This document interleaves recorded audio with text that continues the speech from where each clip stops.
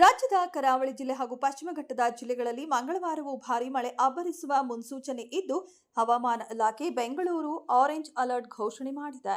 July 21 ಮಂಗಳವಾರದಂದು ದಕ್ಷಿಣ ಕನ್ನಡ, ಉಡುಪಿ, ಉತ್ತರ ಕನ್ನಡದ ಜಿಲ್ಲೆಗಳಿಗೆ ಅತಿ ಭಾರೀ ಮಳೆಯ ಮುನ್ಸೂಚನೆ ಇದೆ. ಅಲ್ಲದೆ ಚಿಕ್ಕಮಗಳೂರು, ಹಾಸನ, ಶಿವಮೊಗ್ಗ, ಬೆಳಗಾವಿ, ಕಲಬುರಗಿ, ಯಾದಗಿರಿ, ಬೀದರ್ ಜಿಲ್ಲೆಗಳಲ್ಲಿ ಭಾರೀ ಮಳೆಯ ಮುನ್ಸೂಚನೆ ಇದ್ದು ಯೆಲ್ಲೋ ಅಲರ್ಟ್ ಕೊಡಲಾಗಿದೆ. ಉಳಿದೆಡೆ ಒಣ ಹವೆ ಮಾತ್ರ ಇರಲಿದ್ದು ದಟ್ಟವಾದ ಗಾಳಿ ಬೀಸುವ ಸಾಧ್ಯತೆ ಇದೆ.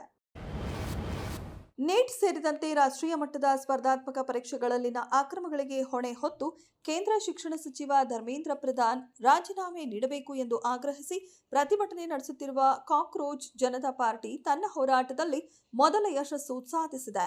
ಇಲ್ಲಿಯವರೆಗೆ ದೆಹಲಿಯ ಜಂತರ್ ಮಂತರ್ನಲ್ಲಿ ಪ್ರತಿಭಟನೆ ನಡೆಸುತ್ತಿದ್ದ ಸಿಜಿಪಿ ಇಂದು ಸಂಸತ್ತಿನ ಮಳೆಗಾಲದ ಅಧಿವೇಶನ ಆರಂಭವಾಗುತ್ತಿದ್ದಂತೆಯೇ ಸಂಸತ್ ಚಲೋ ಮೆರವಣಿಗೆಗೆ ಕರೆ ನೀಡಿತ್ತು. ಇದರ ಬೆನ್ನಲ್ಲೇ ಕೇಂದ್ರ ಸರ್ಕಾರ ಮಾತುಕತೆಗೆ ಮುಂದಾಗಿದೆ.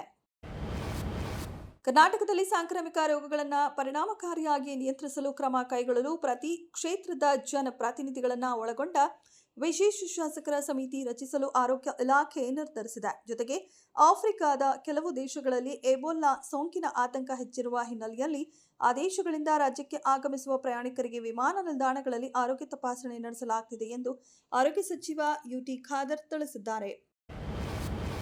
ಇಲಾಖೆಗೆ CM DK Shivakumar major surgery ಮಾಡಿದ್ದು, ಒಂದೇ ಸ್ಥಳದಲ್ಲಿ ಠಿಕಾಣಿ ಹೂಡಿದ್ದ ಇಲಾಖೆಯ ಶೇಕಡಾ 80ರಷ್ಟು ಸಿಬ್ಬಂದಿಯನ್ನ ವರ್ಗಾವಣೆ ಮಾಡುವ ಮೂಲಕ ಭರ್ಜರಿ ಶಾಕ್ ಕೊಟ್ಟಿದ್ದಾರೆ. ಬರೋಬ್ಬರಿ 160 ಅಧಿಕಾರಿಗಳ ಬೃಹತ್ ವರ್ಗಾವಣೆ ಮಾಡಿ ಸರ್ಕಾರ ಆದೇಶಿಸಿದ್ದು, 131 ಭೂವಿಜ್ಞಾನಿಗಳು, 23 ಹಿರಿಯ ಭೂವಿಜ್ಞಾನಿಗಳು, 6 ಉಪನಿರ್ದೇಶಕರು ಈ ಪಟ್ಟಿಯಲ್ಲಿದ್ದಾರೆ. ದಶಕಗಳ ಕಾಲ ಒಂದೇ ಸ್ಥಳದಲ್ಲಿ ಕಾರ್ಯನಿರ್ವಹಿಸುತ್ತಿದ್ದ ಮತ್ತು ಸ್ವಂತ ಹಾಗೂ ನೆರೆಯ ಜಿಲ್ಲೆಗಳಲ್ಲಿ ಬೀಡು ಬಿಟ್ಟಿದ್ದ ಅಧಿಕಾರಿಗಳಿಗೆ ಟ್ರಾನ್ಸ್ಫರ್ ಭಾಗ್ಯ ಸಿಕ್ಕಿದೆ.